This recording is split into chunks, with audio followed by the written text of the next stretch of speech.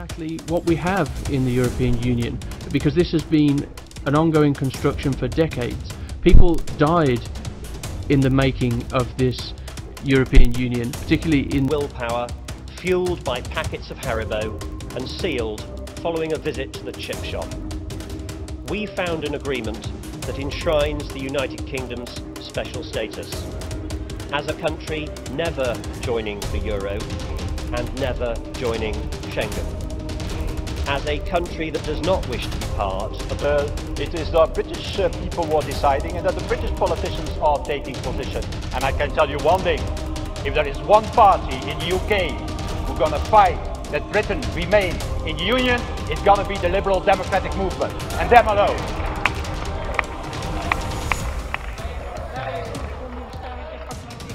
To its laws, future generations, a generation of the British decided to join the European Union. That generation can now not impose on European institutions. The new settlement promised to us in 2013 by David Cameron has been ditched. Our sovereignty will continue to be eroded and our security will continue to be at risk. We will continue to send billions more to the EU than we get back, and the fundamental flaws of membership will remain. But Mr. President, even if we look at the mediocre tweaks being hailed by those advocating Remain, they bring with them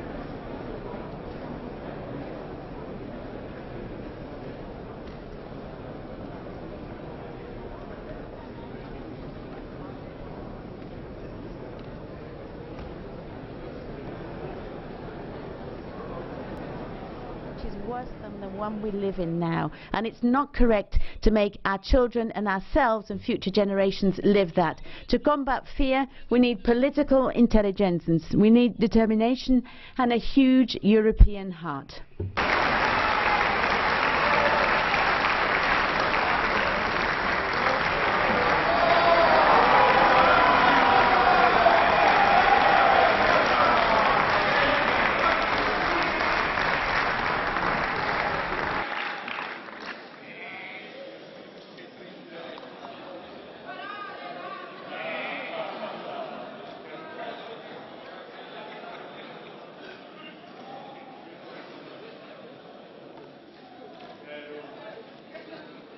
Das Wort hat jetzt für die...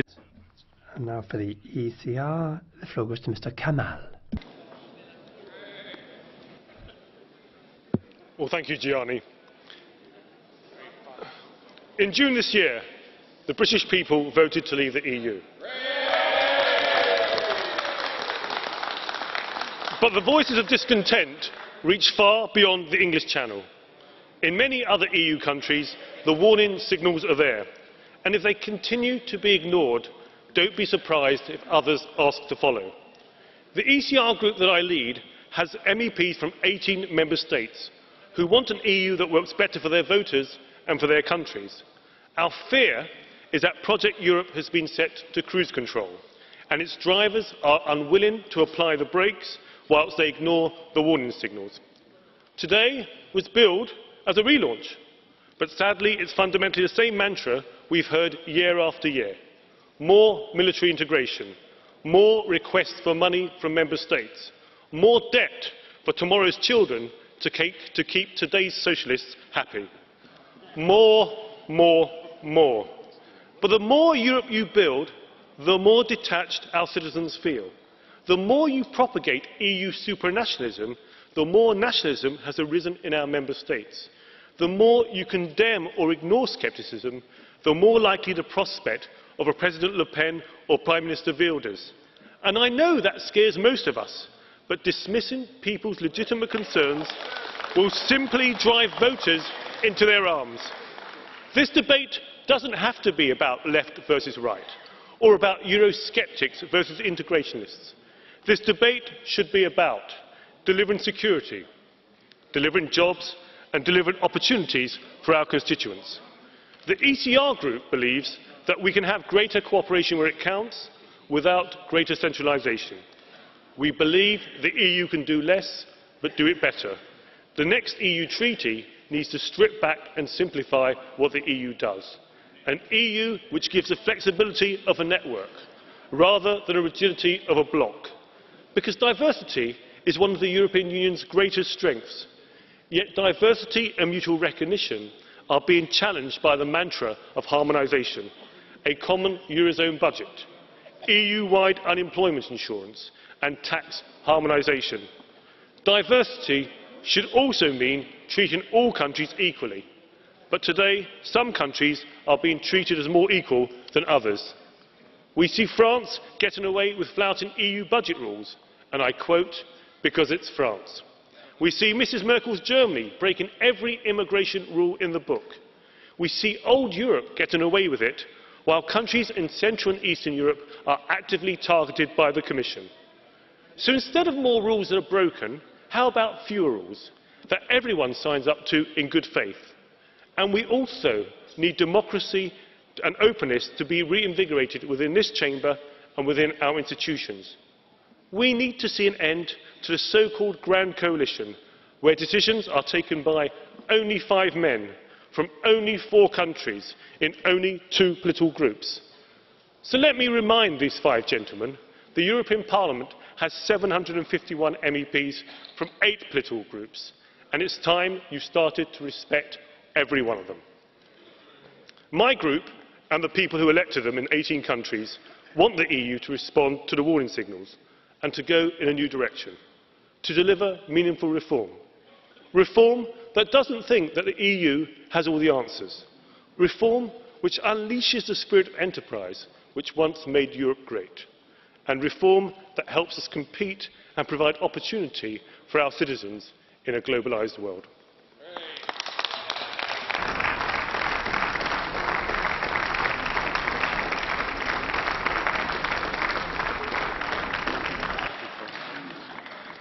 Liberale Fraktion.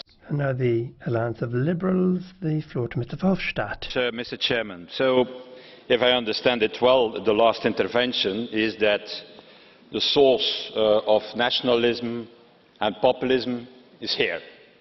We are the source of nationalism and populism. If you defend Europe, if you defend European vision, if you defend European civilization, then you're accused today to be the source of nationalism and protectionism. It's ridiculous, dear friends, to hear that. It's ridiculous at the one hand, but yeah, it is quite a huge problem that we face, because in one point Mr. Kamal is right. The rise of nationalists and populists is a reality, because large parts of our population see not longer Europe as the solution. It's true what Mr. Weber said. Young people are in favour of Europe, and on the other hand, you have many large parts of the population who don't no longer see Europe as the solution. And that is the real crisis in Europe for the moment. This split between generations, you could say, between young people believing in a future, in a European future, and others who have huge problems with it. And why they have problems with it, let's face it together. Not the young generations, the other parts. I think it's important to do that at the moment of the State of the Union. Well, I think that people have the impression that their lives is not longer in control anymore by the politicians that they have elected, neither on a national level, neither on the European level. And what they see is terrorism, tax evasion, international crime, migration flows, and so on. And they have the feeling not to be protected against it. On the contrary, they see forces like competition, free market, free trade as a source of unfairness, as a source of inequality, rather than what I believe, that is that competition, free trade and so on is a source of new opportunities and of progress for the future. And that is the problem for the moment on the European continent. And it is in such an environment where you have a split between generations and people who have lost the control over their lives and don't believe that we politicians are capable to control their lives and to help them in their fears. It's in such an environment that you see the rise of nationalism and populism, not only in Europe, let's face it. Mr. Trump in the US is another example. Here we have our own nationalists and populists, from Madame Le Pen to Mélenchon. I don't see the difference from time to time. And they all preach one thing, a false sense of security. They believe that with walls and fences we can solve the problem, that we can keep problems outside our territories. With walls and fences they solve every problem. Migration problem is solved with that, climate change is solved with that. Every problem they solve with walls and fences. And I think it's wrong how you keep climate change outside your borders. With fences, with walls? How you keep terrorists outside your borders with national walls and fences, or with a European policy instead? And how you deal, for example, with tax evasion and with offshoring? You can only do that with supranational policies and supranational instruments in the future. But it's true, I believe that the discontent, the fear, the anger of our citizens is caused by this fracture. A fracture that is that on the one hand we have globalization of our world, and on the other hand democratic policies were still only in fact being developed on a national, a local level. And it is, in my opinion, this imbalance that was the basis also for the financial crisis in 2008, because the markets were global and our policies were not. And it is also there where you find a weakness of Europe, faced with Putin, faced with autocrats like Erdogan and so on. So I think if you want really to give a positive response to the fears of our citizens and to regain control over their lives, we need European solutions and European capacities the fastest as possible. And that does not mean abolishing national democracy. It means complementing them.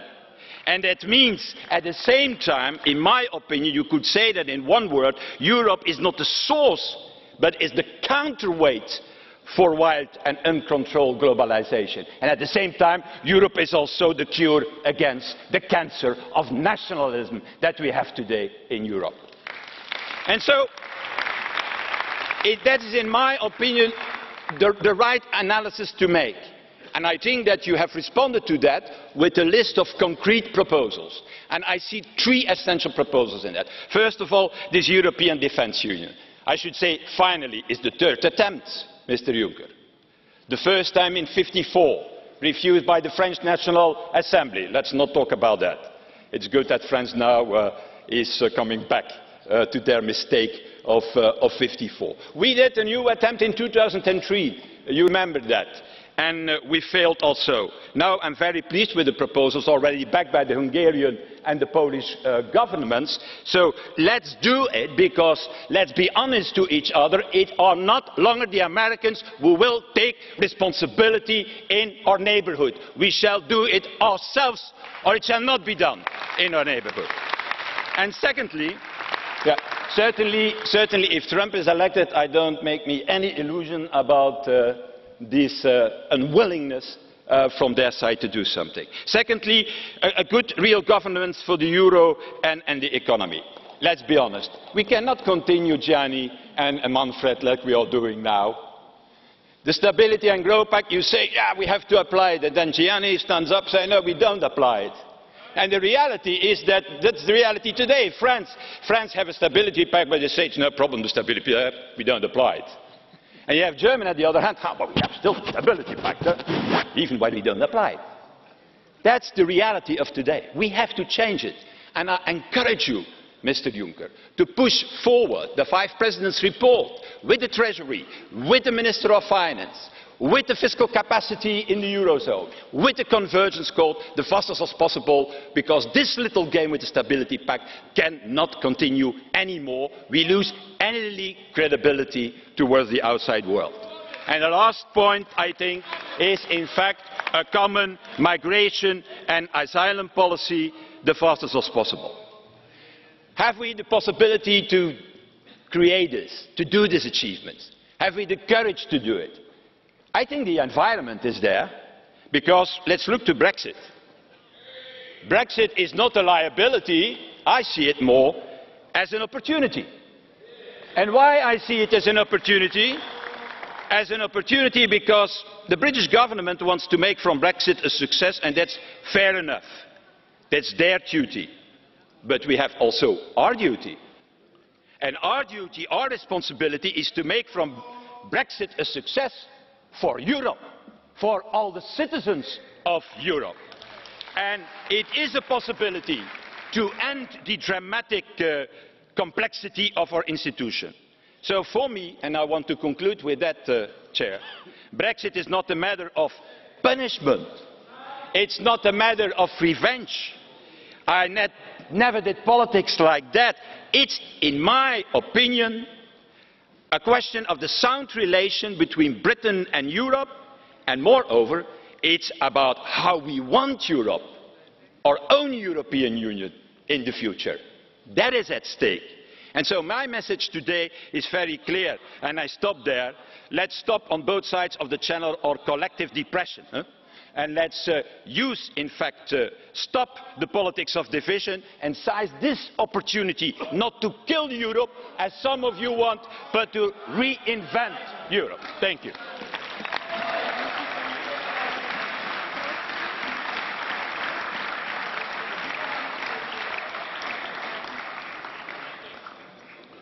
Setz dich ruhig wieder hin. Ich habe das gesehen. Thank you. I did see that, says the President. Mr. Verhofstadt, Mr. Betten would like to complain about the fact that you've gone over the time, but also like to ask a question. Do you agree with the question? Please, Mr. Betten. Thank you very much, Mr. President. Mr. Verhofstadt, first of all, congratulations on you and your new appointment as managing the negotiations on behalf of the Parliament with Britain regarding Brexit. I always enjoy listening to you because you're always logical, you're always consistent about what you believe in, and you've described how Europe should forge ahead with all of the things that we were told during the referendum campaign weren't going to happen anyway, but you know they are, we know they are, and that's what you believe in. Would you agree with me that Britain should leave the European Union as quickly as possible, that Article 50 is just a very long, drawn-out, unnecessary process? We should go speedily so that you can get on with what you want to do, we can get on with what we want to do, and if I can assist you in any way in making that possible, I've written a little book on how it can be done quickly, and I'll give you a copy after the session. Do you agree? I have first of all to thank the honourable member for his positive assessment of my appointment. That's the first time that is happening in this House, that from that side there was a positive. And my answer to your question is yes.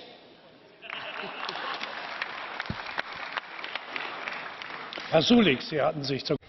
Mr. Zulik, you also raised a point of order.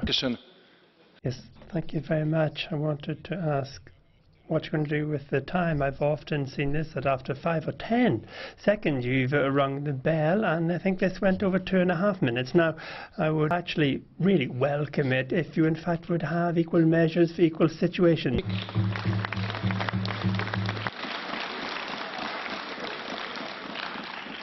Herr Sulik, ich weiß nicht. Mr. Zulik, I don't know how often you actually are in plenary. I am, in fact, very often criticised for not sticking to the time, as opposed to the opposite. So I'm of the absolute conviction. The answers that are putting forward today are being put forward as appeals. I heard the term appeal or call 5 or 6 times during the speeches. But who are we calling to? Who are we making the appeal to? It's not just the citizen. You've got to do it.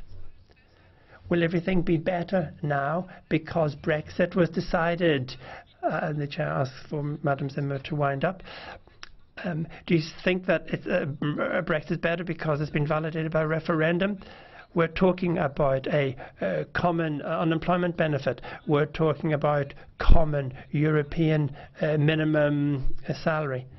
Please, Madam Zimmer, can you come to the end, says the President. But we're expecting more. We want to have some concrete solutions, some concrete answers, and then we're ready to get involved with you in the discussions. Madam Zimmer, please, you need to finish your speech, says the Chair. Please stop, says Madam Zimmer, to actually always put the left together with the people who are asking for aggressive tactics. That is not our approach.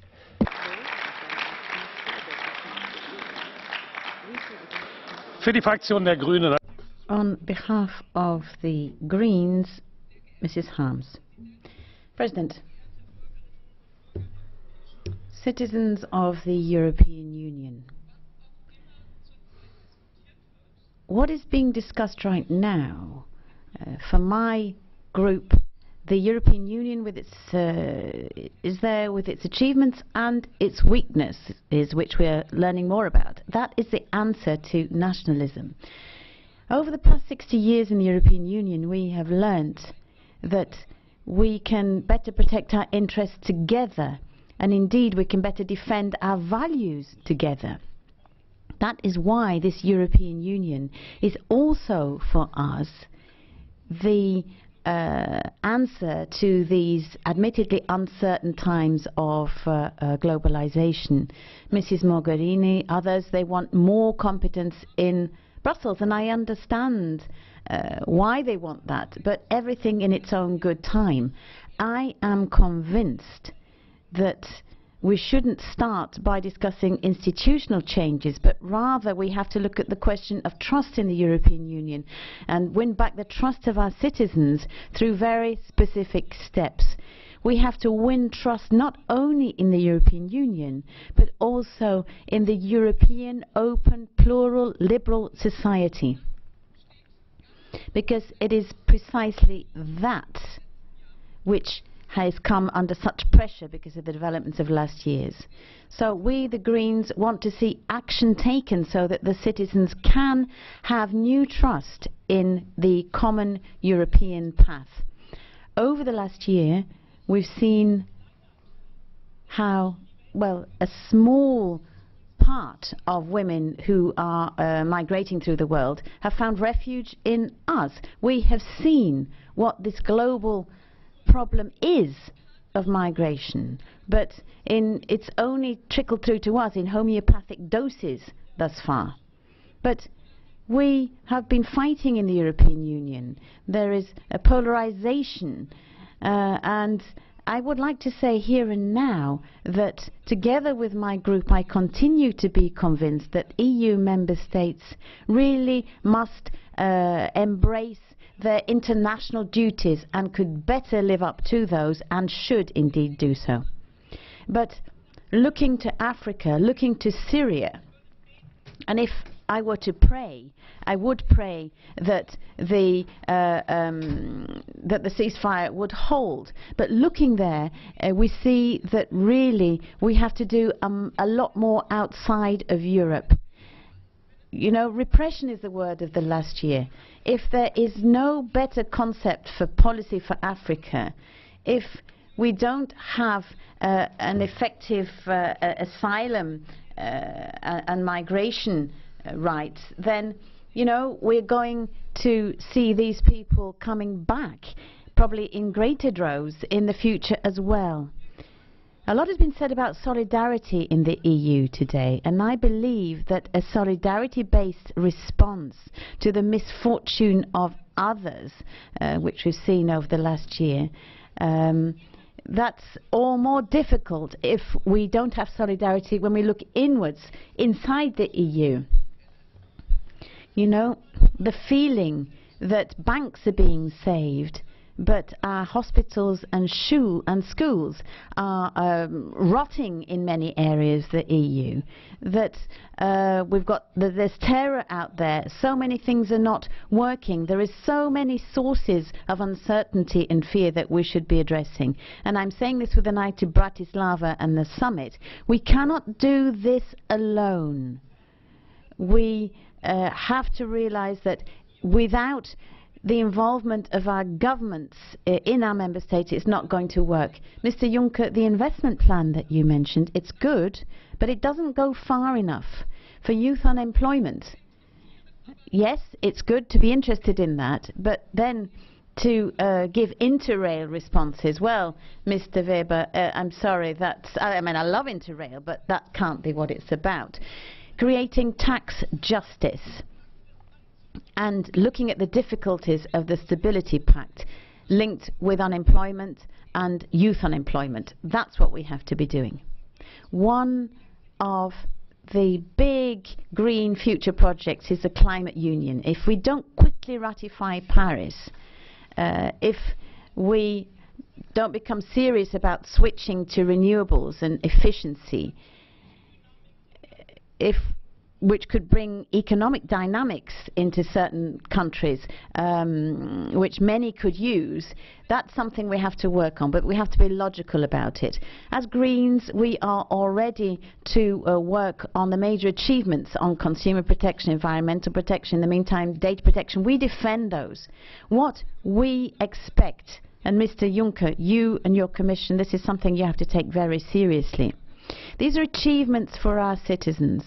And if, we don't take those seriously, our negotiations on TTIP, etc., and if we don't defend them and show commitment to further develop them, then we're going to lose the trust even further of our citizens. Thank you very much indeed.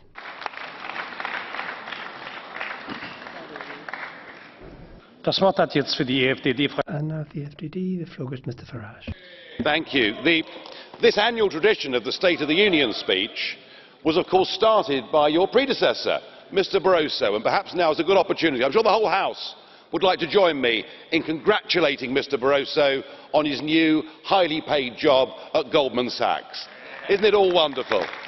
Isn't it? So whatever happens, Mr. Juncker, the big boys, I'm sure, will look after you. Having listened to what you've said this morning, all I can say is I'm pleased we voted to leave. It is clear there are no lessons that are going to be learnt from Brexit.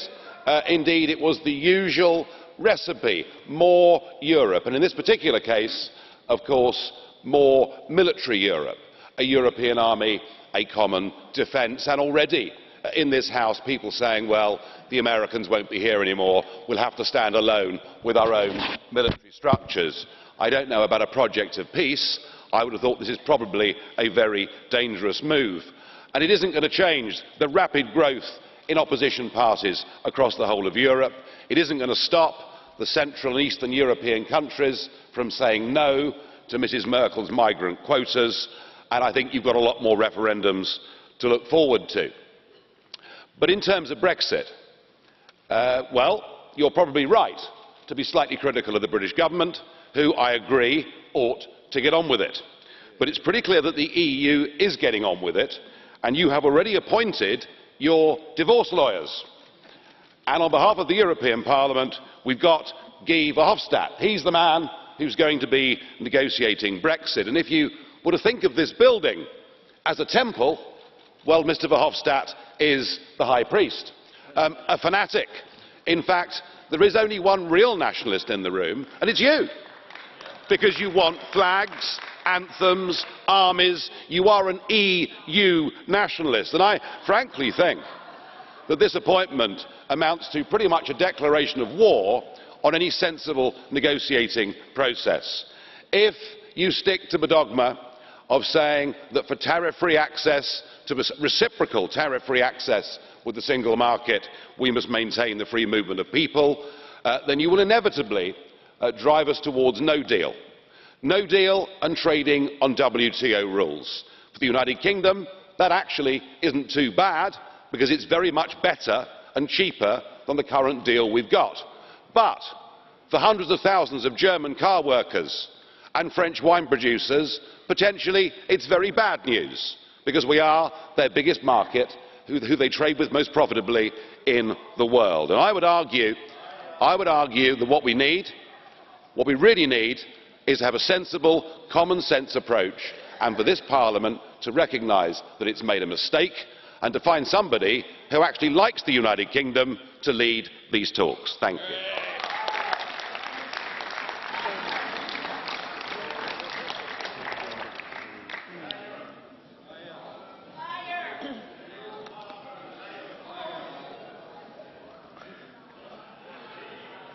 Das Wort hat jetzt für die And now the floor goes to Madame Le Pen.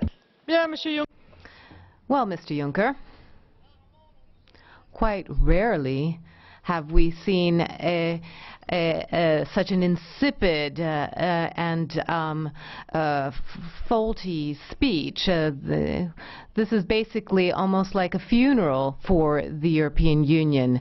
But perhaps we should admit that there was a very good point of humor where you said that you were the hero of the combating fiscal optimization for multinationals. But really, you haven't been paying attention to the ambition of people in the European Union to reestablish and retake their sovereignty and their independence.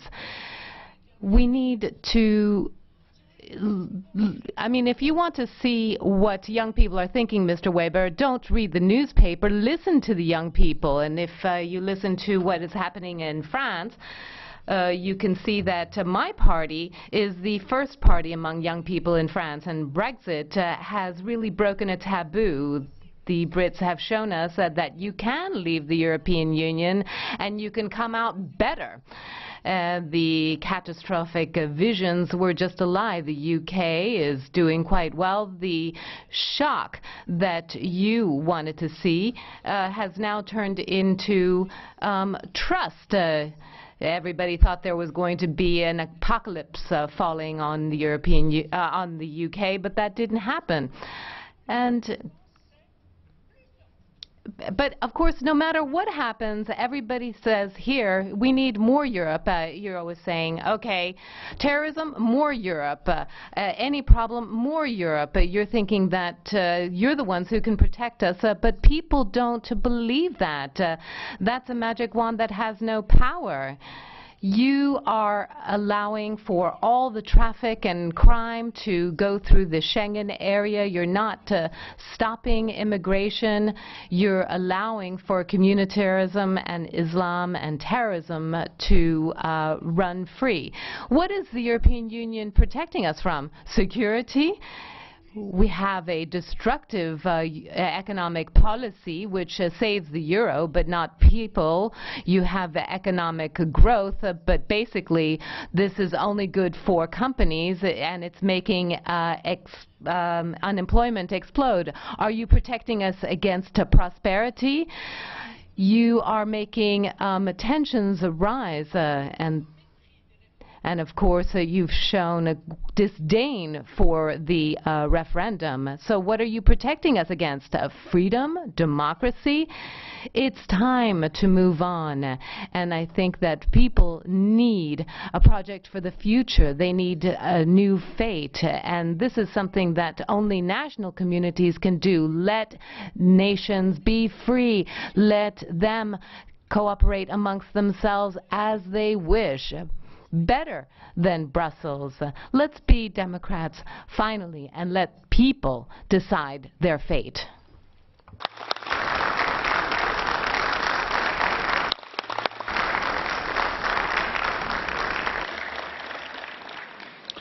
Frau Abgeordnete Le Pen. Madame Le Pen, Mr. Coburn would like to ask you a question. Einverstanden? Do you agree?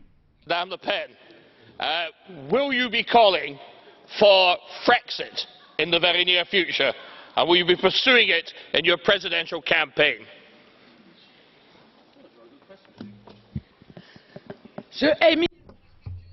Well, with respect to democracy, I think a referendum is the best application thereof. And over the past 4 years, I have said that I will be organizing a referendum so that French people can express themselves on the issue of France leaving the European Union.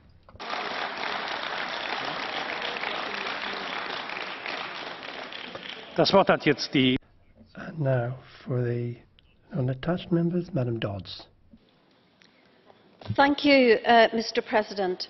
After the democratic decision of the people of the United Kingdom on the 23rd of June, the EU and the UK must define and build a new and mutually beneficial relationship, one based on cooperation in trade, security and prosperity. This doesn't just make sense for the UK, but for the EU too. We are the world's 5th largest economy, the biggest marketplace for German cars and the largest importer from French farms. The reality is that Europe needs us. Now we must work together in a new way for the benefit of all. The United Kingdom is a great nation. It will thrive on its own, but Europe is her ally. Let this negotiation not end in a fruitless fistfight. For Northern Ireland, leaving the European Union presents both opportunities and challenges. The peace secured in Northern Ireland was supported here, and we thank you. In due course, our land border will become an external EU border. That in itself must not mean that we cast aside the progress that has been achieved. In the years that lie ahead, Northern Ireland will continue to look outward to both Europe and the world, a shining example of a region where peace and democracy triumphed over terror and conflict.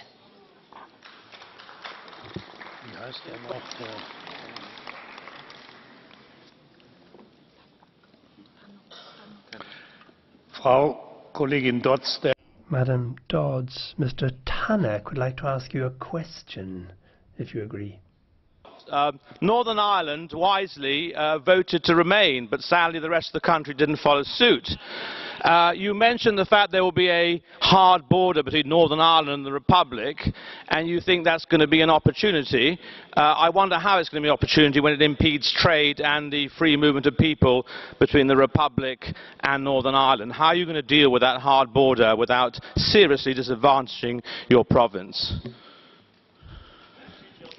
Thank you, Mr. Tannock, for your question. Northern Ireland did indeed vote to remain, but I am very proud to be part of the United Kingdom, and the United Kingdom as a whole voted to leave the European Union, and I respect and admire the decision of the rest of my fellow country people.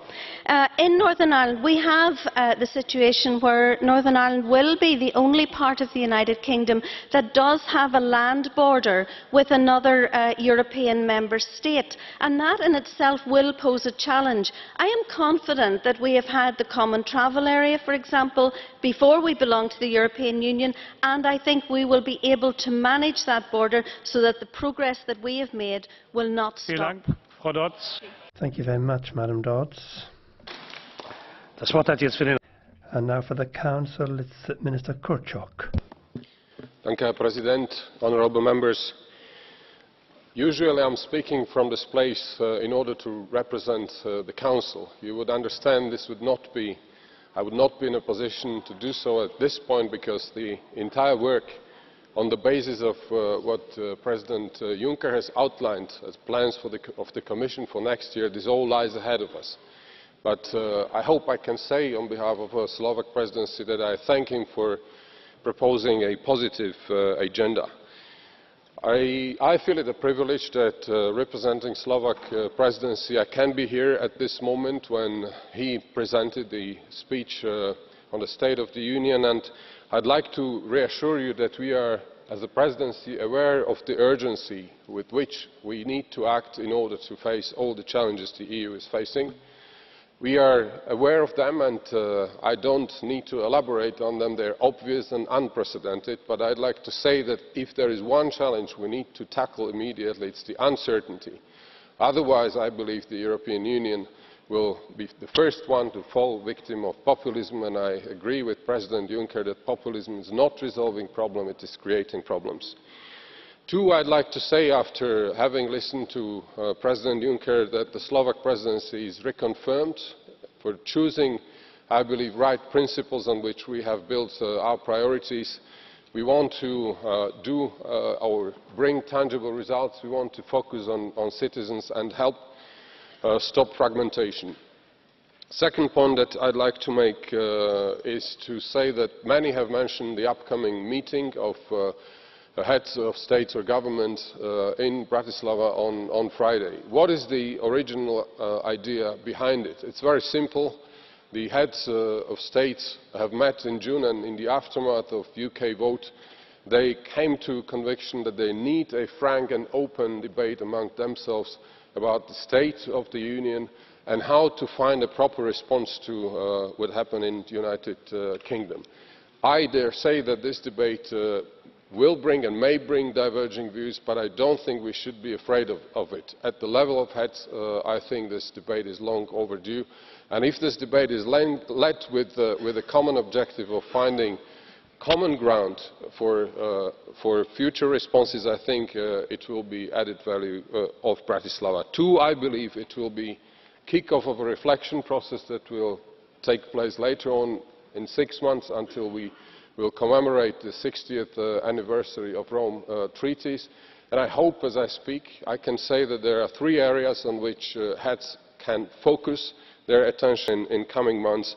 Now, number 1, migration. Thank you, President Juncker, for sending an appeal to Slovak presidency to also work on solutions that would help us overcome the reluctance in countries to take refugees. At the same time, I believe it is important that we create a concept where all can participate on solidarity. Second area, internal security and external security. Of course, this will be extremely important. And finally, we will simply want to better communicate European Union. I think Jean-Claude Juncker has made that point as well.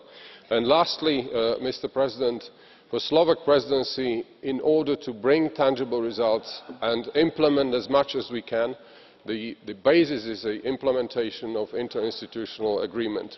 That will be the first point that we will, together with the Commission, make when we will discuss the letter of intent that you have submitted to Prime Minister Fico today. And towards the end of this year, I hope presidency will be able to come to joint declaration with Commission and European Parliament on legislative priorities. Mr. President, it was my privilege to be here today, and I thank you for your attention.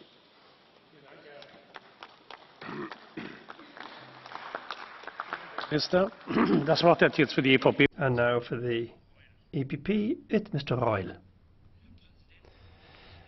President, first of all, I want to thank you for the fact that the Commission President made us think once again about what the foundations of the European project is.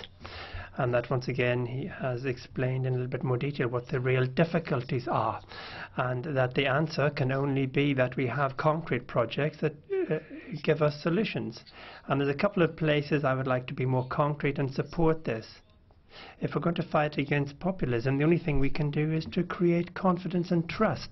And you get trust when you show that you yourself stick to the rules.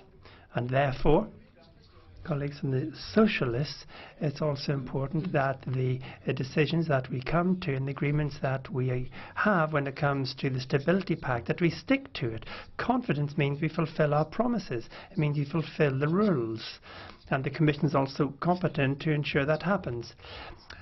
We have to have positions against populism, not just swim against populism. You have to have clear positions that you defend. TTIP, for example, TTIP, CETA and other projects. You can't always go with the flow of emotions.